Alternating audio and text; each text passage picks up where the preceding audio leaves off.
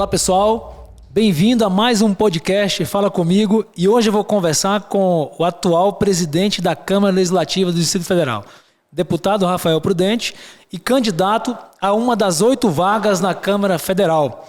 Deputado Rafael Prudente, seja muito bem-vindo ao podcast Fala Comigo. Esse é o seu espaço aí para você se apresentar e falar um pouco dos seus projetos.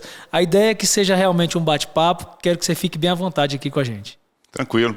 Bom, obrigado, Neto, pelo convite. Fico muito honrado de estar aqui junto com você. A gente já tem uma caminhada já de alguns anos aqui discutindo as questões do setor empresarial, do setor produtivo, aqui do Distrito Federal, em especial na Agência Alta. E para mim é um privilégio estar aqui no programa, nesse podcast aqui junto com você. E olha que nós saímos agora de um café da manhã ali lotado, né, numa das lojas da Cidade do Automóvel. Eu saí empolgado com você, Rafael, porque realmente, pode chamar de você, né? Claro. Tão jovem. E assim, eu saí empolgado porque as pessoas realmente estão contigo, viu, Rafael? Eu quero te dizer também aqui, de antemão, que a categoria Os Revendedores de Veículos do Distrito Federal está com o Rafael Prudente. Eu acho que nós não podemos mudar, time que está ganhando não pode mexer, né? São 2 mandatos que você deu apoio total para o setor de revendedor de veículos e o setor produtivo, de um modo geral, a gente vem acompanhando o seu trabalho. Queria aproveitar para te parabenizar aqui e te desejar todo sucesso aí nessa nova empreitada que é a Câmara Federal, né? Mas vamos lá, eu preparei algumas perguntas e eu queria te fazer a primeira. A sua fama nos bastidores é de ser um grande conciliador e um excelente articulador político. Eu quero saber o seguinte: de onde você acha que vem essas habilidades, sendo um político tão jovem para os padrões normais? Bom, Neto, eu sempre tive uma facilidade muito grande de relacionamento com as pessoas. Eu já participei de sindicato, já fui dirigente de algumas empresas. Uma característica marcante do nosso trabalho é exatamente o relacionamento próximo com as pessoas, saber a dor das pessoas lá na ponta, saber de que forma que a gente consegue ajudar as pessoas a darem um melhor resultado. E aí, em 2013, algumas pessoas percebendo isso e vendo a grande rede de relacionamento que a gente criou no Distrito Federal, com o setor empresarial, com diversos setores, me fizeram um convite para disputar a minha primeira eleição. Eu, num primeiro momento, obviamente, recusei, né? Nunca tinha passado pela minha cabeça, mas comecei a fazer algumas reuniões e quando eu vi, eu já estava dentro de uma campanha, envolvido numa campanha eleitoral, né? E o maior desafio, sem dúvida alguma, para um dirigente na Câmara Legislativa, no Parlamento, é tentar conciliar todas as divergências, né? Você já vinha do setor produtivo. A minha família é oriunda do setor empresarial, a nossa família tem uma empresa de prestação de serviço aqui, em outros lugares do Brasil, e a minha militância inteira foi no setor empresarial, gerando emprego. Eu sei o que é estar atrás dessa cadeira aí, tendo que pagar impostos, tendo que pagar uma folha de pagamento no final do mês, no início do mês, de pagar os boletos, de pagar os fornecedores, honrar seus compromissos. Então a gente sabe. E na Câmara Legislativa... Nessa época de 2013, você sabe muito bem o que é um governo atrapalhar o empresário, né, Rafael? Sabemos muito bem, sabemos o quanto foi prejudicial essas legislações trabalhistas que fizeram no passado. Felizmente, o presidente Temer fez algum ajuste nessa legislação que permitiu que as empresas pudessem avançar e tantos outros ajustes que foram feitos também. Mas a maior dificuldade nossa no parlamento é você pegar um sujeito que nasceu no Ceará, outro que veio do Sul, outro que veio de Minas Gerais. Um formou em letras, o outro virou policial militar, o outro virou delegado de polícia, outro virou enfermeiro, outro vem da iniciativa privada, e aí você coloca, um é sindicalista, outro é vigilante, e aí você coloca todo mundo no mesmo ambiente para discutir todos os temas inerentes às cidades, com pensamentos divergentes, com formação diferentes, com vertentes completamente diferentes, e a dificuldade de convergir em todos os projetos de lei que são encaminhados, que são benéficos à população. Cada um com uma ideia diferente, mas eu acho que a gente conseguiu cumprir a missão. Não existiu durante essa minha gestão nenhum projeto que ficasse engavetado. Todos os projetos foram votados em consenso, mesmo que o consenso muitas vezes tenha sido muito difícil de chegar. Uma Câmara Legislativa muito dividida, mas eu fico feliz de ter conseguido cumprir a missão e ter votado absolutamente todos os projetos de forma rápida. A gente imprimiu uma velocidade diferente de gestão lá na Câmara. Primeiro, as pessoas não sabiam o que a Câmara fazia, porque não sabiam de que forma que os deputados votavam. Nós colocamos, depois de 30 anos, um painel eletrônico de votação. Sim, isso daí foi muito interessante. Qualquer pessoa tem acesso de como votou cada um do seu deputado. Nós reformulamos o site. Ninguém conseguia entrar no site da Câmara. Era uma salada, muito mal feito. E a gente conseguiu dar transparência e acessibilidade num novo site. Criamos um aplicativo, agora é lei, onde as pessoas têm na palma da mão, em qualquer lugar do mundo, todas as legislações que já foram apreciadas pela Câmara Legislativa. Nós lançamos também o nosso canal de televisão, um canal aberto e também funciona num canal fechado também, para que as pessoas possam criticar e dar sugestões daquilo que está acontecendo no Legislativo. A gente vinha pesquisa, quando eu assumi a Câmara, nós tínhamos... Porque as sessões eram um negócio fechado, né? Hoje ela é totalmente aberta, então os deputados podem até se conter o que vão falar numa sessão plenária, não é isso? Exatamente, as pessoas passam a acompanhar o que o parlamento está fazendo. Eu tinha uma pesquisa quando eu entrei, 75% das pessoas achavam que a Câmara Legislativa era obsoleta e que não fazia nada. Aí quando a gente fazia uma outra pergunta, você acompanha o trabalho da Câmara para você criticar? Eu falei, não acompanho não. Então era uma crítica pela crítica. Hoje a gente conseguiu dar muito mais transparência nos processos. O brasileiro tem essa mania de criticar por uma coisa que não conhece e nunca viu. Nós abrimos a televisão, colocamos nós temos a Assembleia Legislativa mais transparente de todo o país, né? Nós tivemos todos os nossos processos, todos eles digitalizados. A população pode acompanhar, para e passo, qualquer compra de papel, de uma caneta, de um copo de plástico, as pessoas podem acompanhar em tempo real aquilo que a Câmara Legislativa está fazendo e todos os seus gastos, né? Com isso a gente conseguiu inverter. Hoje nós temos quase 75% de aprovação do índice de aprovação e de confiabilidade da Câmara Legislativa. Acho que isso foi um avanço importante e as pessoas passaram a entender da importância da Câmara, né? Porque senão virou uma ditadura, que tinha gente que defendia que a Câmara Legislativa tinha que fechar e tinha que voltar para o Congresso Nacional. Sim, e quando você fala que tem 24 deputados diferentes, é o sindicalista, etc. Agora você está pleiteando a vaga na Câmara Federal e lá são 513. Então eu imagino que esse seu espírito articulador é uma coisa natural sua. Dá um frio na barriga, deputado, imaginar que você vai chegar agora num plenário com 513, e eu não tenho dúvida, essa é a expectativa do Distrito Federal, quando pensamos em te eleger, que você também vai assumir esse papel de liderança lá dentro da Câmara Federal?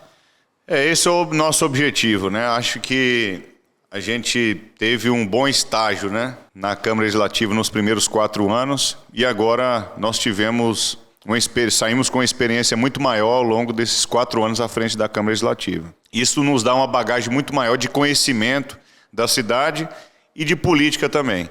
Eu tenho um relacionamento muito bom com muitos deputados federais. Tenho certeza que vou ser muito bem acolhido lá, caso a população nos escolha para representá-los no Congresso. A gente aprendeu durante esse período um pouco sobre orçamento. Por ser oriundo da iniciativa privada, a gente tem essa facilidade, eu sempre gostei muito dessa área, o que permitiu com que várias bandeiras nossas pudessem ocorrer aqui, porque eu conheço... É uma cadeia, né? Eu conheço cada cantinho de que gasto que faz o governo em cada uma das áreas, sabe? E a gente transfere essa experiência para o Congresso Nacional. Eu também escolhi um partido grande, porque não adianta você chegar no Congresso, tem 513, se você não tiver uma bancada de um partido grande para dar sustentação política para você defender aquilo que precisa ser defendido na cidade. O meu partido é o MDB, é o maior partido desse país, é um partido que sempre fez uma bancada muito grande na Câmara Federal e no Senado Federal, e não vai ser diferente nessa eleição. Então a gente chega lá com um grupo político, com um partido grande, onde a gente vai impor as nossas necessidades aqui para o DF. Falar em maior partido político do Brasil, o MDB, eu queria te fazer uma pergunta que vem a curiosidade, eu acho que as pessoas também têm essa curiosidade. O seu partido já apoiou outros partidos no passado, né? O partido de esquerda. Você vê a possibilidade de, atualmente ou no futuro, o MDB vir apoiar o PT novamente, em alguma campanha presidencial, por exemplo? O MDB é um dos poucos partidos democráticos que existe, né? E por ser democrático, existe muita divisão. Você veja que aqui o nosso partido, o governador, já declarou apoio ao presidente Bolsonaro por mais de centenas de vezes. Se você vai no Nordeste, em Alagoas, no Ceará, tem a coligação com o Partido dos Trabalhadores. Então esse fatiamento, infelizmente, ainda ocorre no nosso partido, mas hoje, por eu estar no comando, eu não faria uma aliança com a esquerda. A gente tem pensamentos convergentes, mas a grande maioria é de pensamentos divergentes. Mas eu digo então não faz o menor sentido. Eu digo no seguinte, no sentido do Partido Nacional.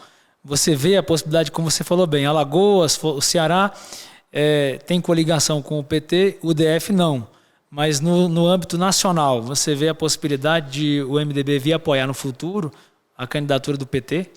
Não sei, hoje a candidatura que está colocada é do ex-presidente Lula, que não sei se vai virar presidente da República. Se vira presidente da República, seja ele ou seja o Bolsonaro, o MDB é um partido da governabilidade. Sempre foi, né? Então é um partido que nas principais decisões ele se posiciona. Não fica entre aquela guerra, como sempre fez, né? Entre esquerda e direita. A gente costuma dizer que o MDB é o ponto de equilíbrio do Brasil, né? Foi assim na Constituinte, foi assim quando o Ulisses Guimarães fez a Constituição. Então, é o partido do equilíbrio e que vai ajudar qualquer governo. Tá lá, não é pra... É difícil você ver um deputado do MDB ficar só no gogó falando e reclamando como um lado A ou o lado B fica fazendo. A gente é muito pragmático naquilo que é importante para o país, aquilo que é importante para a cidade. Por exemplo, eu tinha uma bancada de 2 deputados, eu e o deputado Wellington, na legislatura passada. Eu não era da base do Hollenberg, mas ajudei ele muito mais do que a base dele, por exemplo. Porque a gente analisava friamente todos os projetos que eram bons para a cidade, eu não ficava barganhando, eu quero uma secretaria, eu quero um cargo, eu quero uma administração regional. Eu nunca fiz isso. Nós analisávamos os projetos, se é bom para a sociedade, se vai ser bom para o governo, que a gente não gosta, que a gente não concorda. Paciência, atendendo a população lá na ponta, é isso que importa. Sim. Deputado, uma outra pergunta aqui. Seu mandato, que você foi a primeira vez eleito em 2014, né? Eu vi que você apresentou 116 projetos na Câmara Legislativa. Você falou que hoje você tem que conviver com todos os projetos de todos os deputados, então eu acredito que são muitos, né? Então, dos seus de 2014, do primeiro mandato, foram 114 e 34 se tornaram lei. Qual desses projetos você vê hoje que faz um bem muito grande para a cidade e que você se orgulha dele de ter virado lei? Então, eu quero ressaltar aqui alguns projetos que nós direcionamos para as mulheres, né? A gente conseguiu fazer a criação, em conjunto com o governo, do cartão material escolar, do cartão creche para as famílias que mais precisam. Conseguimos avançar através de uma audiência pública feita por nós no governo passado, tirar do papel a construção do Hospital do Câncer. Nós conseguimos fazer através de um projeto de lei, fazer com que o governo avançasse no tratamento do câncer de mama para as mulheres. Nós conseguimos fazer uma legislação recentemente para o mapeamento genético das mulheres, para a gente diminuir a incidência de mortalidade por câncer de mama entre as mulheres. Que virou lei. Virou lei. Nós temos uma lei que foi recentemente aprovada, parece que é simples, mas ajuda muitas famílias. A partir das 20 horas, qualquer cidadão, em especial as mulheres, podem reivindicar que o motorista de ônibus pare mais próximo da sua casa sem ter que parar nas paradas de ônibus. E não tem nenhuma campanha para tornar isso público, porque poucas pessoas sabem disso. Eu não sabia. A gente não pode fazer por conta do período eleitoral. Isso é uma lei que começou a sua vigência mais ou menos 4 meses. Então, se a parada de ônibus está aqui e o sujeito mora ali, claro que o ônibus não vai entrar para deixar ele na porta de casa. Mas ele deixa muito mais à frente e para muito mais próximo, que traz segurança, em especial para as mulheres. Em alguns locais do Distrito Federal isso é muito importante. Era a partir das 11 horas, nós fizemos uma lei colocando para as 21 horas. Nós conseguimos fazer a criação... Me diz uma coisa, os motoristas desses ônibus conhecem essa lei? Porque você imagina a mulher pede para ele parar numa parada e de repente, não, eu vou parar aqui que é o lugar certo. E muitas vezes há um desconhecimento dessa lei, tanto do usuário quanto do próprio condutor do ônibus. O usuário pode até ter usuário ainda que não saiba. Apesar de eu ter acompanhado que muita gente já está sabendo. E todas as empresas foram notificadas pelo nosso gabinete e também foram notificadas pela Secretaria de Mobilidade quanto ao cumprimento. Isso que eu queria saber. Então as empresas já fizeram o treinamento de todas as suas equipes e estão todos orientados, a lei está valendo. E queria ressaltar aqui também a lei do aluguel social para mulheres vítimas de violência.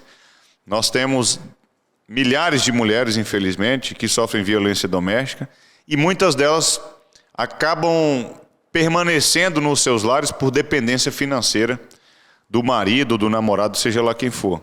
E aí a gente criou esse aluguel social para que o Estado pague um aluguel de uma outra localidade para dar a oportunidade dela sair de perto do agressor. Então eu queria focar aqui nessas legislações no que diz respeito às mulheres aqui do nosso DF. Perguntei você falou vários, hein? Então isso é muito bom.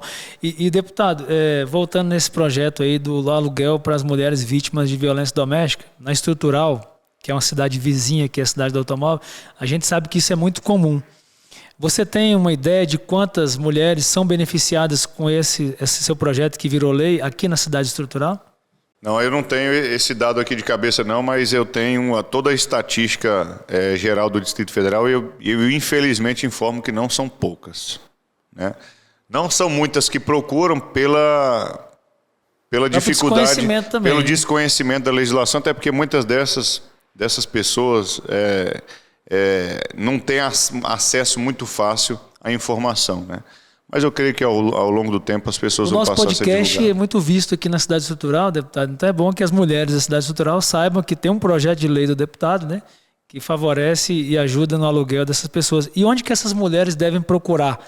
Como que elas devem dar o primeiro passo se ela foi vítima dessa violência e está convivendo com esse agressor e precisa se livrar disso, deputado? O primeiro passo é procurar a delegacia, né? E todas as delegacias hoje têm um atendimento específico para as mulheres. A delegacia ou também a Secretaria da Mulher aqui do Distrito Federal. Que vai estar orientada a seguir com esse processo. Que vai estar orientada a seguir com esse processo. Tá bom. Deputado, como eu já falei aqui, você é o mais jovem a assumir a presidência da Câmara Legislativa aqui no Distrito Federal. Por si só, isso já é um feito muito grande, é uma responsabilidade que não precisa ninguém falar, né?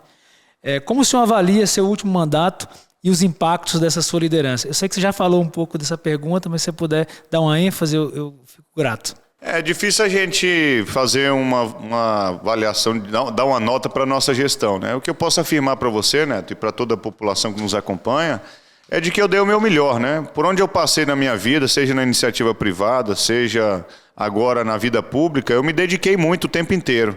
As pessoas vão entrar nas minhas redes sociais, eu não fiquei em casa nenhum dia, eu trabalhei muito todos os dias. No período de pandemia, eu fiquei praticamente sozinho no plenário, administrando todas as sessões, com os deputados em casa. Foi a primeira Assembleia a criar restrições, foi a primeira a fazer sessão remota, foi a primeira a voltar depois também. Consegui, ao longo da minha gestão, economizar mais de 300 milhões de reais do orçamento da Câmara Legislativa e tive o privilégio de colocar quase todo esse recurso para qualificação profissional. Sei que tem muito desempregado, mas eu sei também que você tem dificuldade de contratar pessoas para trabalhar. Nós temos muitos desempregados, mas nós temos muitos também sem qualificação profissional e é obrigação do Estado também ajudar essas pessoas. Na verdade, na Agência Alta nós criamos um banco de empregos, mas infelizmente não tem qualificação, né? Inclusive nós estávamos falando ali agora sobre as escolas técnicas, né, deputado? Eu acho que é importante você chegando na Câmara Federal, dar uma ênfase nisso, porque não é só o setor de revendedor de veículos, não. A construção civil, tive com um empresário amigo esses dias, ele falando que não tem, as obras estão paradas porque não encontra profissionais querendo trabalhar. Aí vem o auxílio do governo, que também acaba, eu acho que atrapalhando mais do que ajudando, quem não sabe utilizar esse auxílio. Então, eu acredito que as escolas técnicas seria muito importante você colocar isso aí nos seus projetos lá para a Câmara Federal. Já está sendo construída mais duas, nós temos aqui na cidade do automóvel, tem duas escolas técnicas sendo construídas no DF, uma lá no Paranoá, uma das mais modernas do Brasil, e outra deve ser entregue no final do ano na cidade de Santa Maria. Nós criamos aqui, pouca gente sabe, nós criamos na nossa gestão a Universidade do Distrito Federal. Essa universidade já está funcionando lá no Parque Biotic, aguardando só agora os trâmites para concurso público para colocá-la de pé. E qual que foi o intuito nosso de colocar todo esse recurso em qualificação profissional? A Secretaria do Trabalho fez um levantamento das principais profissões aqui do DF que tem demanda pelas agências do trabalhador e falta profissionais. Escolheram 50 modalidades e lançaram o programa Qualifica DF. Já formou 12.500 pessoas, já tem formação mais 12.500. Nós temos um outro programa também que foi criado 100% custeado com esse recurso, oriundo da Câmara Legislativa, que nunca aconteceu na sua história, o programa Renova.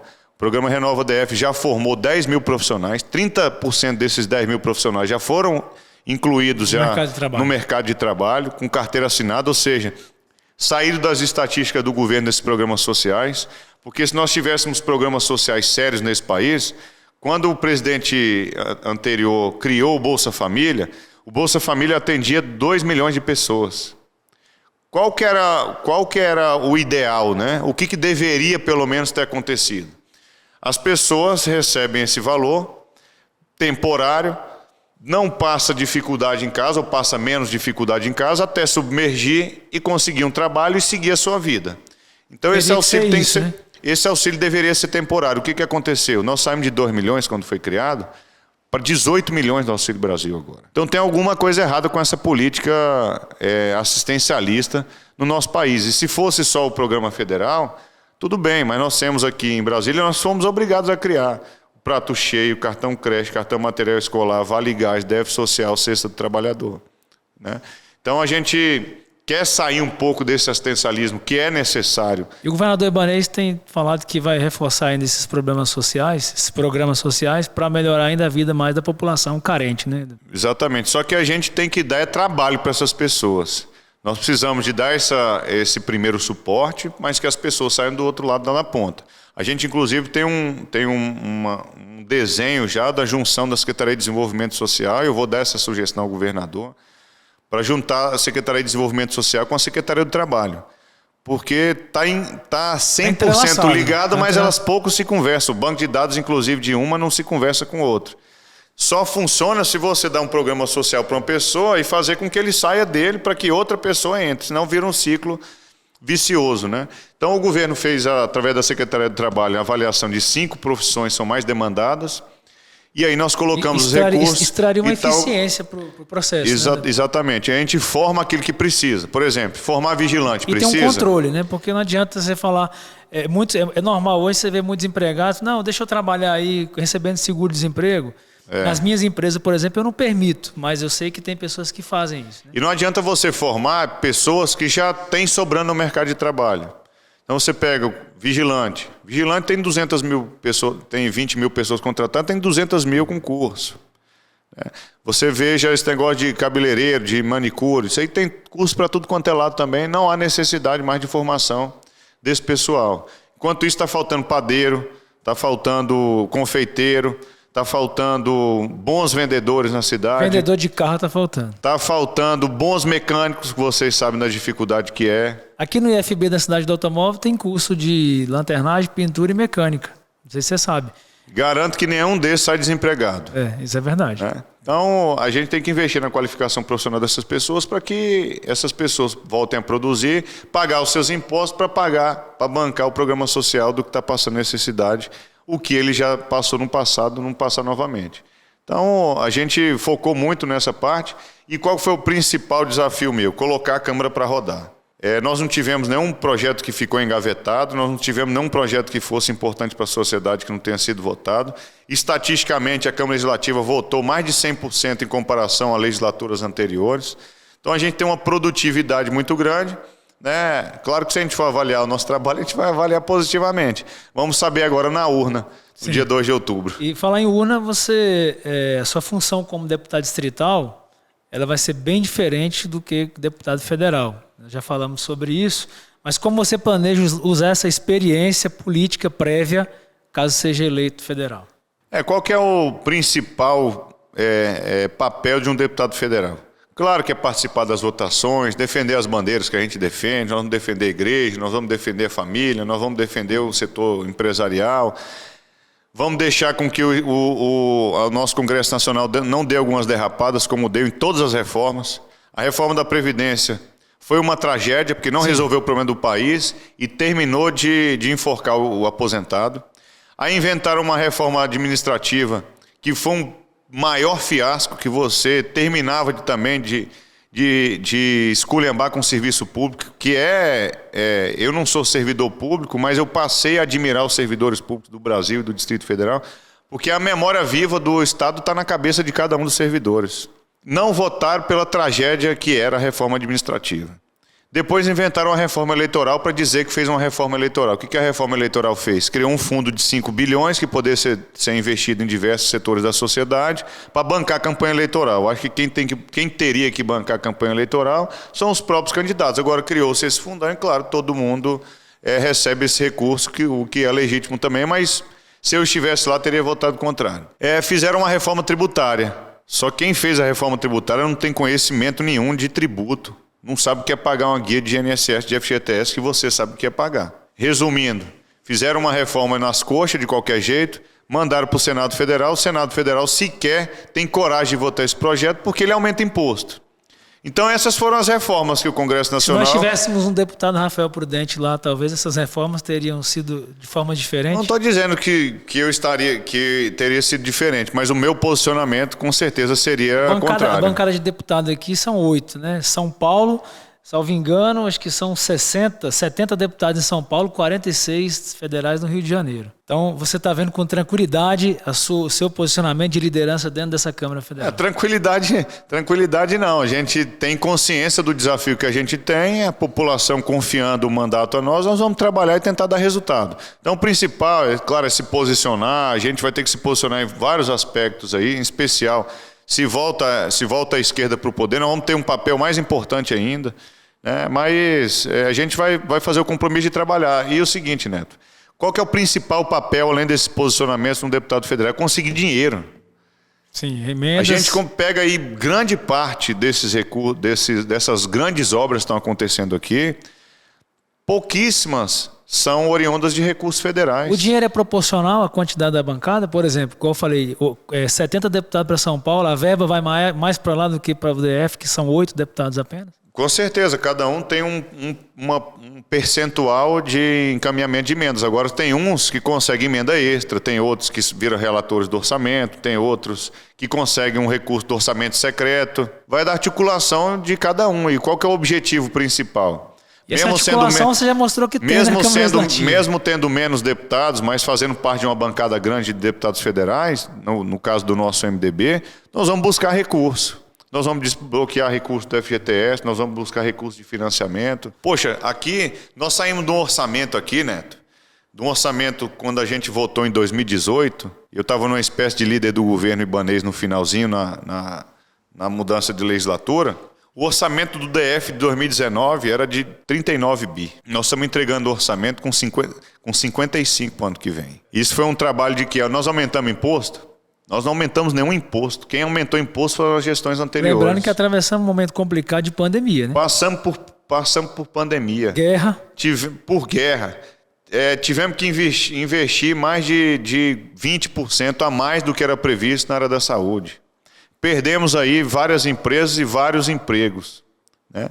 Reduzimos um monte de imposto para salvar as empresas. O que os outros estados fizeram? Aumentaram imposto. O que nós fizemos? Nós fizemos reduzir para instigar o empresário a continuar investindo aqui na nossa cidade.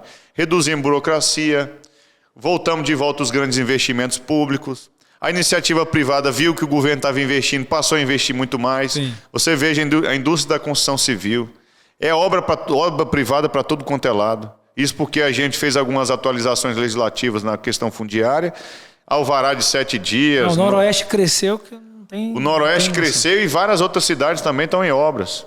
Nós passamos a ter investimentos públicos também importantes. Nós temos um investimento bilionário na cidade. Se você passa por Sobradinho, está sendo feito o complexo viário. Se você vai agora no Balão da ESAF, vai começar a obra lá, porque já foi publicada a concorrência. Você vai para o Riacho Fundo 2 e o Recanto das Emas, está lá sendo feito o viaduto. Você passa em Taguatinga, o túnel está quase todo pronto. Você vai na Avenida do Paranoá, está sendo toda revitalizada a Avenida Central, está sendo feito todo o complexo viário e a duplicação da DF-250. Se você vai no Riacho Fundo 1, tem a obra lá importante de acesso e construção de um viaduto. A creche comunitária da cidade estrutural também está a todo vapor. Você vai aqui na cidade estrutural, essa cidade aqui há mais de 10 anos não recebeu nem um centavo do Estado.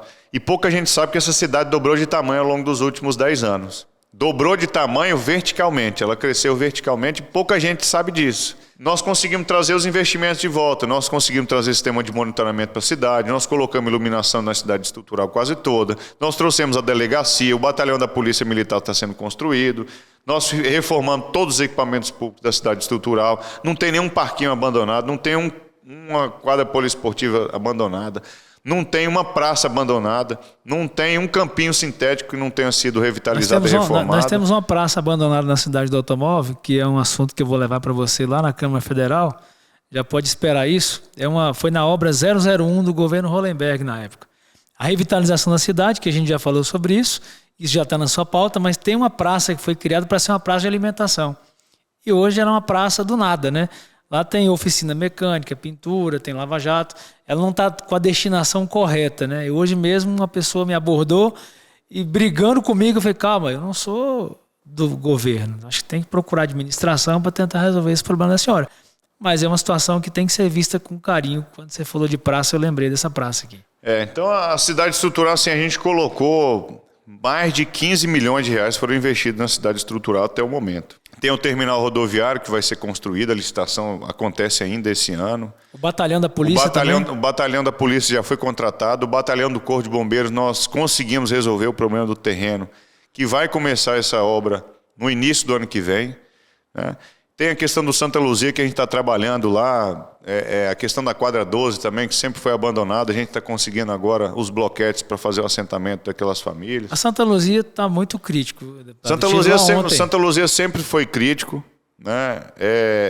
Inclusive passou alguns candidatos lá dizendo que o governo ia derrubar a casa das pessoas. Ele Caixa d'água doada pela UNB e cada um tem direito de pegar uma lata d'água por dia. Eu tive ontem com o administrador, acho que eu até comentei com você, se tiver um incêndio nessa seca, que é normal esses incêndios, né?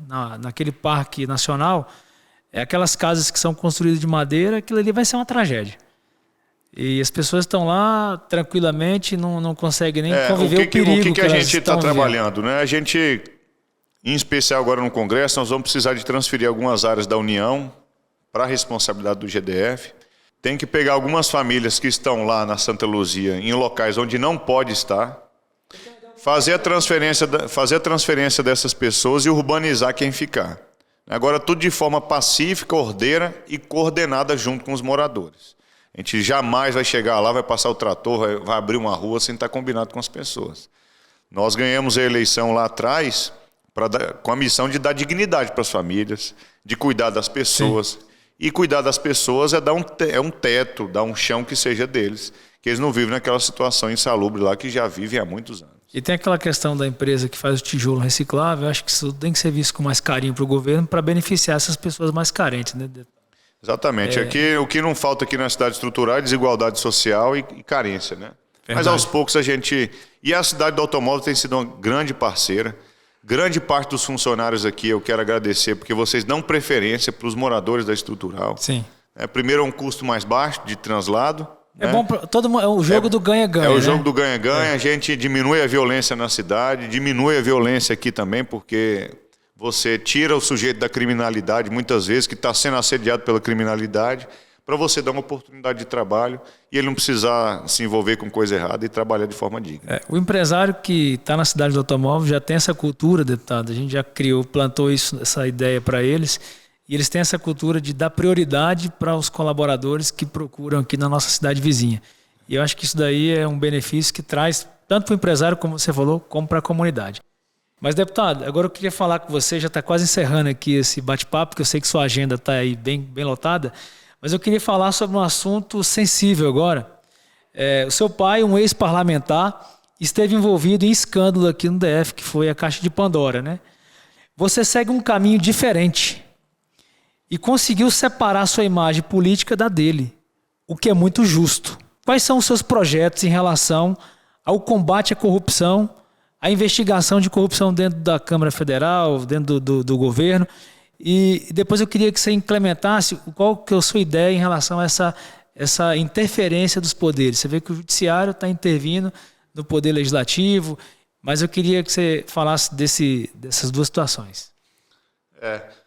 Eu estava conversando com um amigo, né, de que há um corporativismo muito grande no judiciário, né? A gente sabe que muitos senadores têm um rabo preso com o Supremo. E aí se elege um para o Senado Federal fazer o impeachment de um ministro, ainda vão sobrar 10. E que possivelmente depois vão se vingar dos 81 senadores, né? Então não é uma equação fácil, até porque o ministro do Supremo ele tem a sua vitalicidade, né? E o mandatário ele está lá temporariamente por 4 anos ou por 8 anos.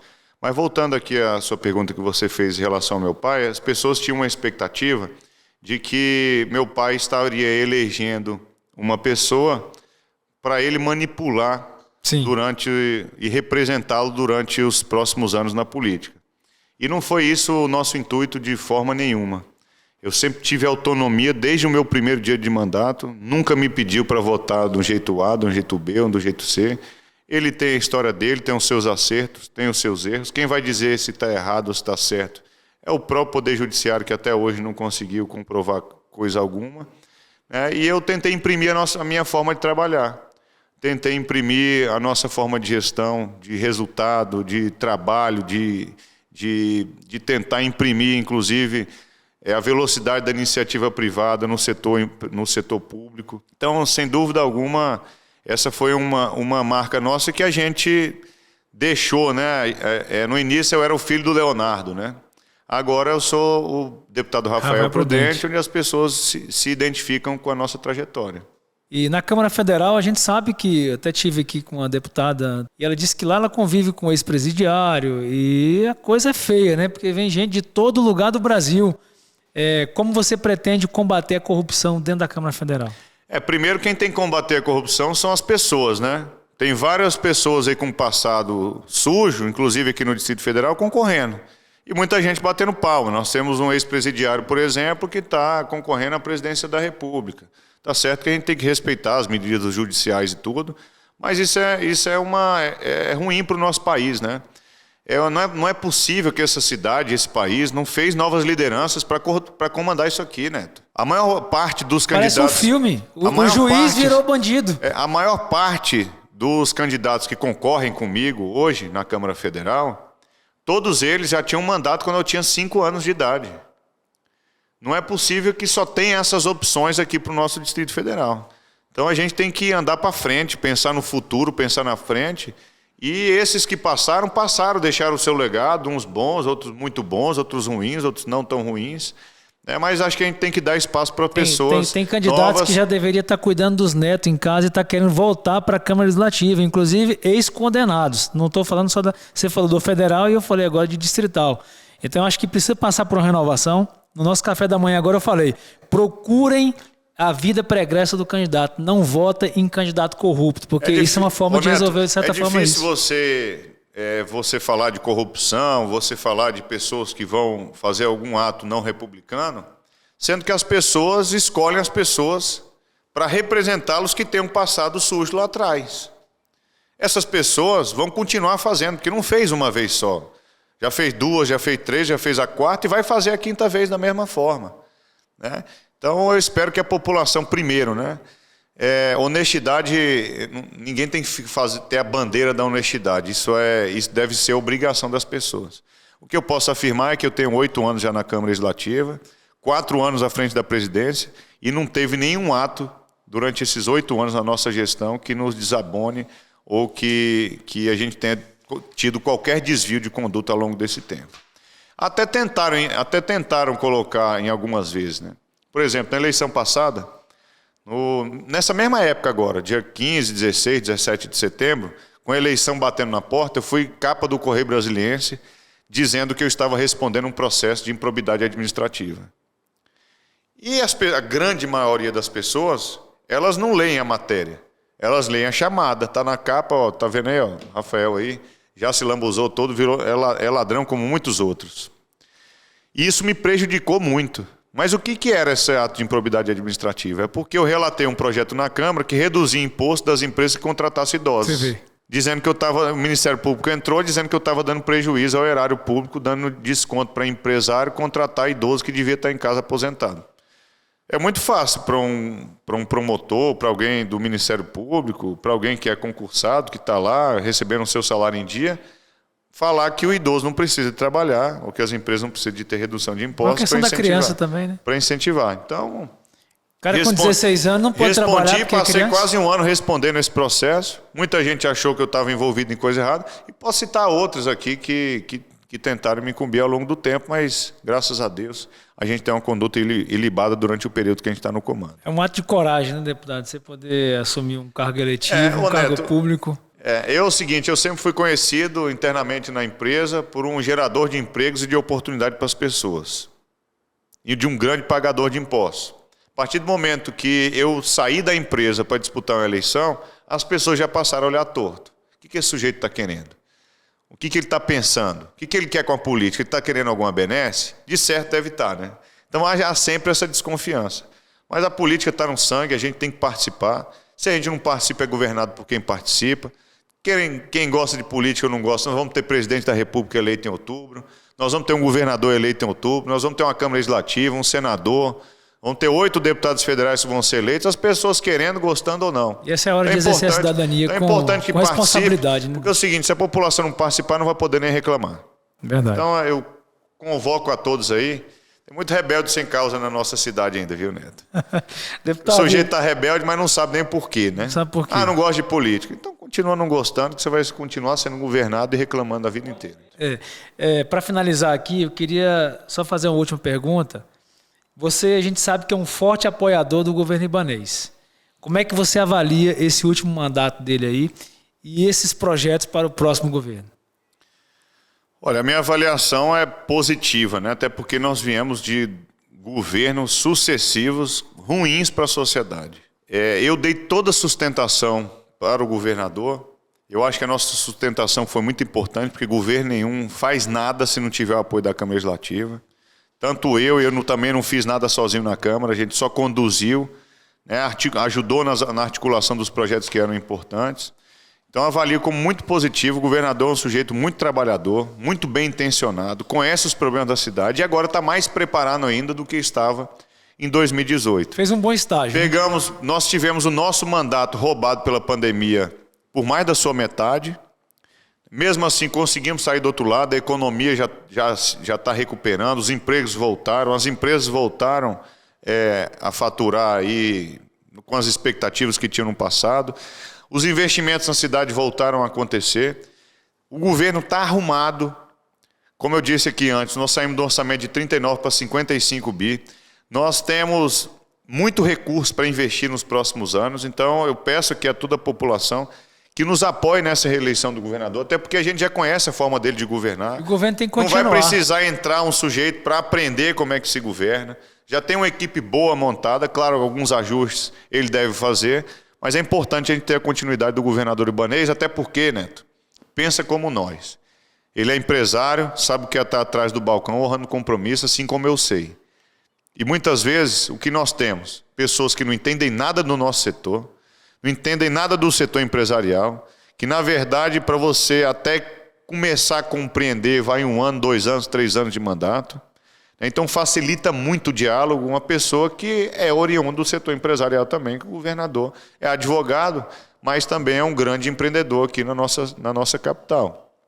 Então, por isso, né, que as coisas voltaram a fluir aqui na nossa cidade. Espero que a população possa fazer esse reconhecimento. Por exemplo, aqui, Neto, falando diretamente aqui da atividade de vocês, várias concessionárias ficaram fechadas no Brasil.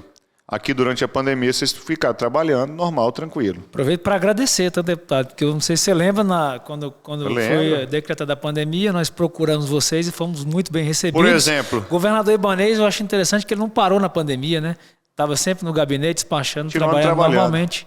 Eu trabalhei todos os dias, peguei esse corona um bocado de vezes, mas estou aqui firme e forte e cumpri com o meu papel, né? O que as pessoas esperam de um líder, de um representante político, é que ela esteja na linha de frente nos momentos difíceis. Não tinha como eu ficar dentro de casa, como muitos políticos fizeram aqui no nosso país. Deputado, mas você tem um chamado. E aí acho que tem que cumprir. Eu queria aproveitar o espaço e deixar agora as câmeras à sua disposição. Você está falando aqui com os revendedores de veículos. A categoria já sabe do nosso apoio declarado publicamente à sua candidatura à Câmara Federal. E agora eu queria que você falasse seu número, que é muito difícil, né? E fala aí com o pessoal à vontade sobre seus projetos e está contigo. Neto, eu queria me colocar à disposição de todo o setor. A gente conhece as dores de vocês, a gente sabe das dificuldades de vocês. Por isso que a gente conseguiu manter vocês abertos. Por isso que a gente conseguiu manter vocês, continuando gerando emprego e ajudando a economia do DF. Foi uma reivindicação de vocês que a gente voltasse ao patamar original, o valor do IPVA, que o governo passado tinha majorado. Nós reduzimos em 0,5 ponto percentual e nós conseguimos ampliar o desconto de 5% para 10% do pagamento em dia. Quando queriam tirar o batalhão da Polícia Militar aqui dentro da cidade do automóvel, nós fizemos com que o governo mantivesse aqui dentro da cidade do automóvel o batalhão da Polícia Militar, acho que você se lembra. Sim, adequou para outro lugar e deu dessa certo. Reivindicação de vocês. Quero firmar aqui meu compromisso do governador de agora, com mais calma, conseguir tirar do papel a obra de infraestrutura que precisa de ser feita aqui para acabar com os alagamentos, também de fazer a nova saída aqui do Esquia, a rota de fuga aqui da cidade do automóvel. A gente discutiu sobre a questão da legislação dos feirões lá que queriam empurrar de qualquer jeito na Câmara Legislativa. E nós conseguimos, em conjunto com vocês aí, mesmo via judicial, barrar essa legislação. Então quero aqui me colocar à disposição de todos vocês para continuar defendendo o setor de vocês. Tá? E eu espero poder contar com a ajuda de todo mundo aí. Agora eu saio da Câmara Legislativa, tive 2 eleições para deputado distrital e agora venho para uma eleição a deputado federal, onde vou representar os interesses do setor empresarial e das famílias aqui do DF, lá no Congresso Nacional. E quero pedir aqui seu voto, né, da equipe que está aqui no podcast, quero pedir o voto de cada um dos associados e as pessoas que estão nos acompanhando aqui também, para o número 1515. É o primeiro voto que coloca na urna. Você vota lá 1515, depois você escolhe o deputado distrital. Depois o próximo voto acho que é de senador. Senador, né? É de governador. Senador, depois governador. Governador eu peço para que vocês ajudem o 15. E o 22 aí, o Netão é... Pois é, Bolsonaro na cabeça. É o capitão. De presidente da República, vocês façam a escolha aí. Eu já fiz a minha escolha. Né? Vou votar junto com o Neto aqui. E espero que a gente tenha um país muito mais próspero, uma cidade muito mais próspera aí para os próximos 4 anos. Deputado, então é isso aí. Muito obrigado pelo carinho, pela sua recepção, pela disponibilidade de tempo para vir aqui bater esse papo com a gente. Fiquei muito feliz com a sua visita. Obrigado, Neto. E sucesso aí nessa trajetória. E depois eu quero combinar contigo, depois de passar essa loucura toda, da gente abrir mais para mais pessoas também o diálogo aqui com o pessoal das agências de veículos aqui do Distrito Federal como um todo, do pessoal do Gama, de Santa Maria, não só aqui da estrutural do Esquia, mas também de todas as cidades aqui que compõem aqui o complexo administrativo aqui do DF. É isso aí, gente. Muito obrigado pela audiência e até a próxima. Valeu, pessoal.